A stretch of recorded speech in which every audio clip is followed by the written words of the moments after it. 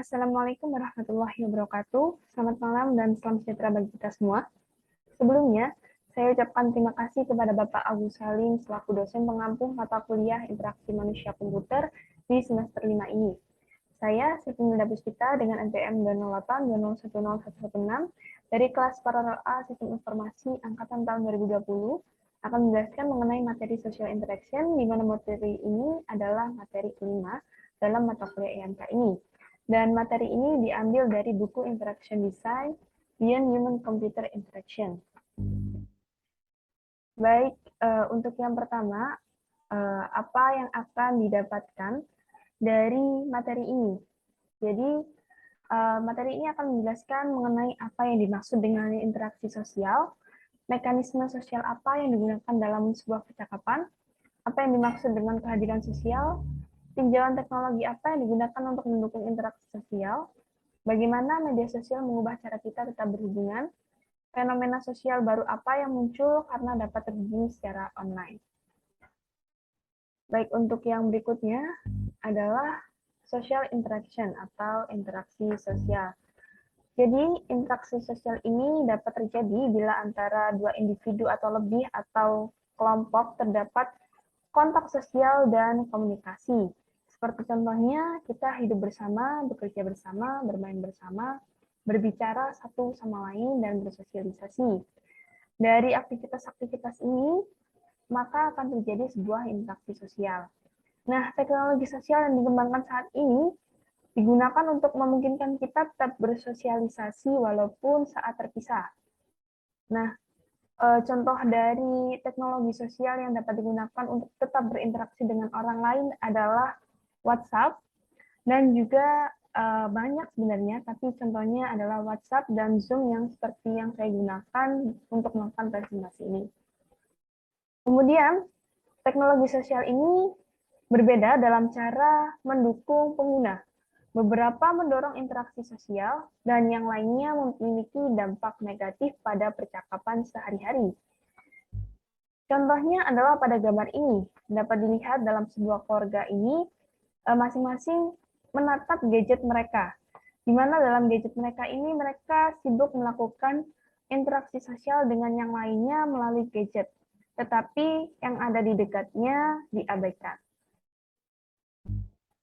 Kemudian untuk berikutnya adalah pertanyaan yang diajukan oleh teknologi sosial. Yang pertama adalah apakah percakapan face-to-face ini digantikan oleh interaksi media sosial? Berapa banyak teman yang Anda miliki di Facebook, LinkedIn, WhatsApp, dan sebagainya versus kehidupan nyata? Jadi, berapa banyak teman virtual Anda versus dengan teman di kehidupan nyata Anda? Seberapa banyak mereka tumpang tindih? Kemudian, bagaimana cara kita hidup berinteraksi satu sama lain? Kemudian, apakah aturan dan etiket yang diterapkan masih berlaku untuk online dan offline? Baik, yang selanjutnya adalah conversational mechanism atau mekanisme percakapan. Berbagai mekanisme dan aturan diikuti ketika mengadakan percakapan tatap muka, seperti saling menyapa. Dapat dilihat pada contoh ini apa yang dilakukan si A, si B, dan si C ini.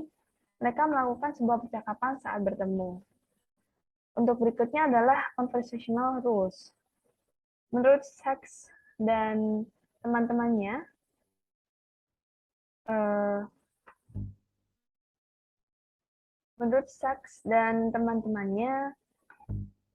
analisis percakapan diusulkan ada 3 aturan dasar. Aturan pertama, yaitu pembicara saat ini memilih pembicara berikutnya dengan mengajukan pendapat, pertanyaan, atau permintaan. Seperti contohnya adalah pada sebuah diskusi kecil dalam sebuah kelompok yang terdiri dari orang A, B, C, dan D, di mana orang A ini sebagai current speaker atau pembicara saat ini menjelaskan mengenai tugas kelompok yang akan mereka kerjakan. Kemudian, si A ini memberikan pertanyaan kepada anggotanya yang lain. Pertanyaannya, menurut kalian jurnal mana yang relevan dengan tugas kita ini? Kata si A. Maka si penjawab, salah satu dari si B, C, dan D, akan menjawab, sehingga yang menjawab ini akan menjadi pembicara berikutnya. Untuk yang aturan kedua adalah orang lain memutuskan untuk mulai berbicara. Nah, contohnya adalah pada saat semua anggota kelompok diam dan salah satu di antara A, B, C, dan D ada yang memulai suatu pembicaraan, maka dialah yang menjadi pembicara. Aturan yang terakhir adalah pembicara saat ini terus berbicara. Seperti pada contoh di rule pertama, jika orang A tidak memberikan pertanyaan kepada anggota kelompok yang lain, atau tidak memberikan kesempatan untuk anggota lain, maka si A ini akan terus bertindak sebagai pembicara. Baik, untuk yang berikutnya adalah more conversational rules. Di mana more conversational rules atau aturan percakapan lainnya ini digunakan untuk mengkoordinasi percakapan. Seperti contohnya di sini si A bertanya apakah mereka bisa bertemu di jam 8 kepada si B. Dan si B ini menyangkal agar mereka dapat bertemu sebentar lagi. Namun si A ini tetap meminta untuk bertemu di jam 8. Sehingga si B di sini menjawab dengan konteks jawaban yang sangat tidak relevan dengan pertanyaan dari si A. Di sini dapat kita ketahui bahwa si B ini sedikit kesal dengan si A karena di awal si B sudah menjawab pertanyaan si A, namun si A tidak menghiraukan dan bertanya kembali. Kemudian di sini si A tidak memahami maksud dari perkataan si B. Dan pada akhirnya si B harus menjawab ulang pertanyaan yang diajukan oleh si A dengan jawaban yang sama, diikuti dengan kata yang mengembalikan konteks percakapan semula. Sehingga kata-kata yang ada ini digunakan untuk menyalurkan sinyal untuk melanjutkan dan mengikuti konteks awal. Baik, untuk yang berikutnya adalah aturan percakapan lebih lanjut. Seperti yang kita ketahui, jika kita ingin mengatakan sebuah perpisahan, maka kita bisa mengatakan dengan kata seperti ini. Namun, kita juga bisa mengatakan sebuah percakapan itu dengan bahasa nonverbal. Nah, di sini kita jumpai ada sebuah isyarat implisit dan eksplisit. Isyarat implisit ini disebut juga dengan makna tersirat. Makna implisit berarti maknanya terkandung di dalamnya, meskipun tidak dikatakan secara jelas atau terang-terangan, atau tersimbol di dalamnya, sehingga pendengar atau pelihat itu harus mengartikan terlebih dahulu. Seperti contohnya di sini isyarat implisit yaitu melihat jam tangan atau bermain-main dengan mantel dan tas. Di sini pelihat harus mengartikan apa yang dilakukan oleh seseorang tersebut. Kemudian ada isyarat eksplisit, di mana isyarat eksplisit ini disebut juga dengan makna tersurat, dan maknanya terus terang dan tidak terbelit-belit, sehingga orang dapat menangkap maksudnya dengan mudah dan tidak mempunyai gambaran yang kabur atau salah. Contohnya di sini adalah ada seseorang yang mengatakan, ya ampun, lihat waktu, aku harus pergi, aku terlambat. Jadi si pendengar ini tidak perlu mengartikan, tidak perlu menerjemahkan apa yang dikatakan oleh si pembicara. Baik, yang berikutnya adalah kerusakan dalam percakapan. Ketika seseorang mengatakan sesuatu yang disalahpahami, maka seseorang akan mengulangi perkataannya dengan penekanan. Nah, digunakan juga sebuah kata seperti hah, apa, itu yang biasanya kita lakukan. Baik, untuk yang berikutnya adalah what happens in online conversation. Jadi, apa yang terjadi di percakapan online? Apakah aturan percakapan yang sama itu berlaku seperti yang dilakukan pada saat kita melakukan percakapan secara langsung? Apakah ada jenis kerusakan yang berbeda? Dan bagaimana orang memperbaikinya untuk email, instant messaging, texting, Skype, or other video conferencing software? Baik, untuk yang berikutnya adalah percakapan jarak jauh. Banyak penelitian tentang cara mendukung percakapan saat orang berjauhan satu sama lain. Banyak aplikasi juga yang telah dikembangkan pada zaman sekarang, seperti yang telah saya sebutkan di awal tadi. Dan apakah mereka meniru atau melampaui cara percakapan yang ada? Di sini ada pertanyaan yang diajukan untuk teknologi percakapan jarak jauh, yaitu apakah mereka meniru atau melampaui cara percakapan yang ada atau cara percakapan secara langsung. Baik, untuk yang berikutnya adalah ini adalah telepon video di awal tahun 1960-an. Ini disebut perangkat ini disebut the picture phone one. Nah, pada tahun 1936 sebelum gambar ini, ternyata Dr. George Schubert yang merupakan seorang insinyur yang bekerja di kantor pos Jerman mengembangkan layanan telepon video untuk umum yang disebut dengan Visual Telephone System. Sistem ini dibuat untuk menghubungkan dua kota, yaitu Berlin dan Leipzig. Seperti pada prototipe yang telah dibuat sebelumnya, si picture phone 1 ini membutuhkan kabel khusus. Oleh karena itu, picture phone tidak kompatibel dengan jaringan telepon secara umum, sehingga kurang efektif jika dibandingkan dengan teknologi sekarang yang mudah dibawa kemana-mana dan digunakan kapan saja. Kemudian yang berikutnya adalah video window system.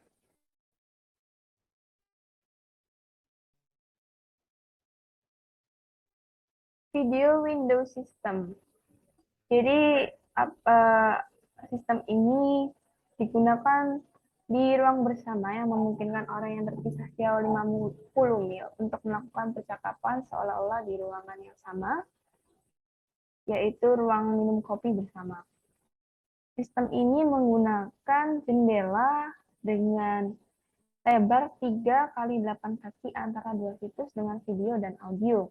Orang-orang memang berinteraksi melalui jendela, tetapi beberapa hal-hal aneh terjadi. Berikut ini adalah gambar pengaplikasian video window.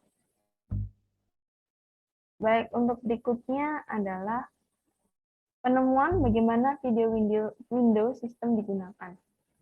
Video window ini dapat digunakan untuk berbicara terus-menerus tentang sistem, lebih banyak berbicara dengan orang lain di ruangan yang sama daripada di ruangan lain. Ketika mencoba untuk lebih dekat dengan seseorang di tempat lain, justru sebaliknya, sehingga efeknya peserta keluar dari jangkauan kamera dan mikrofon. Tidak ada cara untuk memantau sistem ini. Kemudian yang berikutnya, video conferencing and teleconference rooms. Jadi banyak pilihan untuk menghubungkan banyak orang pada zaman sekarang. Seperti contohnya adalah Zoom. Ruang teleconference khusus untuk grup. Teleconference ini seperangkat teknologi yang memungkinkan seseorang seolah-olah hadir, ada, atau berpengaruh pada lokasi yang berbeda. Kemudian yang berikutnya adalah robot teleconference ini. Jadi robot ini memungkinkan orang untuk menghadiri acara yang tidak dapat dihadirinya, seperti dengan mengontrol robot mereka dari jarak jauh. Baik, untuk yang berikutnya adalah telepresence dan kehadiran sosial. Telepresence ini mengacu pada satu pihak yang hadir dengan pihak lain yang hadir di ruang fisik seperti ruang pertemuan. Kehadiran sosial mengacu pada perasaan berada di sana dengan orang yang nyata ketika dalam realitas virtual. Baik, untuk yang berikutnya adalah ini adalah visi Facebook. untuk bersosialisasi di dunia 3D menggunakan VR. Ini apa yang pernah dibuat oleh Facebook. Dua avatar berbicara di meja virtual, dan pengguna mengalami satu sama lain yang sama dengan menggunakan headset VR. Baik, untuk berikutnya adalah berapa banyak realisme dan imersi? Apakah perlu? Di telepresence untuk membuatnya menarik, ruang telepresence cobalah untuk membuat orang yang jauh tampak seperti hidup. Gunakan beberapa kamera definisi tinggi dengan fitur eye tracking dan mikrofon pengarah. Apakah FaceTime memiliki kehadiran sebanyak pengaturan definisi tinggi? Ini adalah pertanyaan-pertanyaan yang diajukan untuk video conference pada saat ini. Untuk yang berikutnya adalah apa itu coefficients? Coefficients, grup lokal bersama, dan banyak teknologi yang telah dirancang untuk memungkinkan kelompok untuk bekerja, belajar, dan bersosialisasi secara lebih efektif bersama-sama. Misalnya ada permukaan meja, papan tulis, dan pajangan publik. Baik, pembahasan berikutnya adalah mengenai mekanisme dari koordinasi. Ketika sekelompok orang bertindak atau berinteraksi bersama, mereka perlu mengkoordinasikan diri mereka sendiri. Misalnya saat bermain sepak bola atau menavigasi kapal. Untuk melakukannya, mereka menggunakan komunikasi verbal dan non-verbal seperti yang saya katakan sebelumnya. Jadwal aturan dan konvensi, representasi eksternal bersama. Untuk yang berikutnya adalah face-to-face coordinating mechanism atau yang biasa kita kenal dengan mekanisme koordinasi face-to-face. Jadi dalam face-to-face koordinasi ini dibutuhkan bicara dan juga non-verbal juga digunakan untuk menekankan dan sebagai pengganti, misalnya mengangguk, jabat tangan, dan sebagainya, dan pertemuan formal. Selain itu, ada yang namanya awareness mechanism atau mekanisme kesadaran. Melibatkan pengetahuan siapa yang ada di sekitar, apa yang terjadi, dan siapa yang berbicara dengan siapa. Mekanisme kesadaran ini juga dikenal dengan kesadaran perifer atau mengawasi hal-hal yang terjadi di pinggiran penglihatan, mendengar dan mengawasi kemungkinan pelacakan apa yang dilakukan orang lain tanpa isyarat eksplisit, atau seperti yang dikatakan sebelumnya tadi, dia menggunakan isyarat implisit dan kesadaran situasional.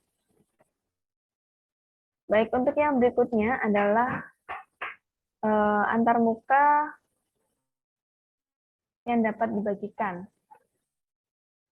Antarmuka yang dapat dibagikan ini dirancang untuk memanfaatkan formulir yang ada dengan koordinasi dan kesadaran mekanisme.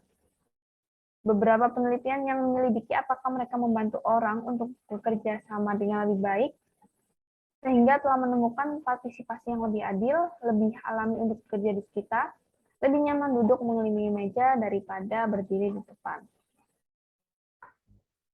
Berikutnya ini adalah contoh dari meja refleksi, di mana meja refleksi ini digunakan untuk mengukur bagaimana orang yang biasanya banyak bicara dan orang yang biasanya sedikit bicara. Dari meja refleksi ini ditemukan hasil bahwa mereka yang paling banyak berbicara mengubah perilaku mereka dan mereka yang berbicara paling sedikit tidak mengubah perilakunya. Untuk berikutnya adalah denah lantai Sokoco kantor virtual. Dari gambar ini kita dapat mengetahui bahwa siapa di mana dan siapa bertemu dengan siapa.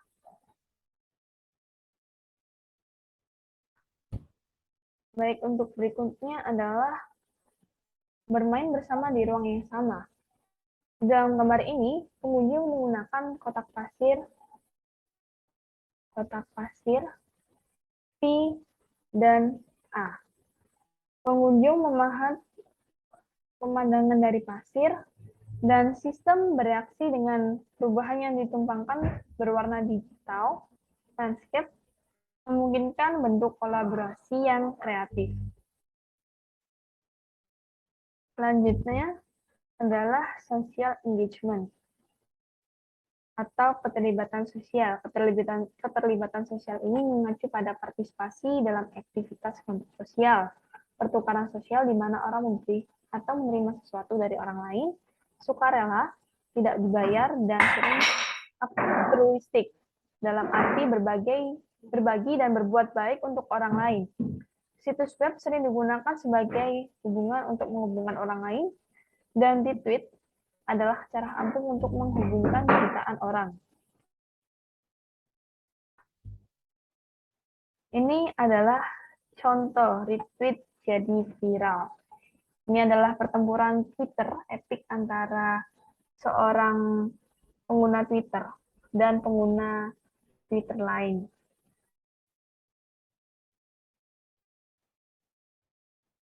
Ada sebuah contoh. Apakah boleh berbicara dengan orang yang sudah meninggal menggunakan chatbot? Jadi, percakapan yang sudah lama dengan orang yang sudah meninggal ini dibuatkan chatbot. Nah, hal ini apakah boleh dengan dasar apa yang digunakan oleh si pengguna ini?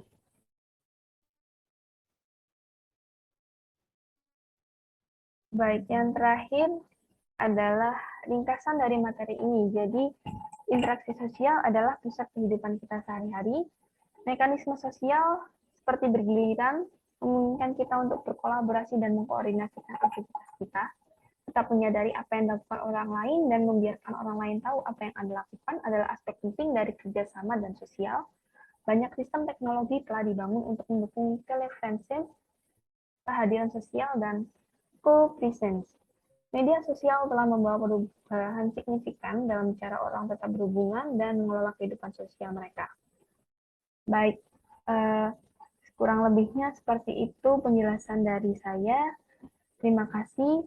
Wassalamualaikum warahmatullahi wabarakatuh.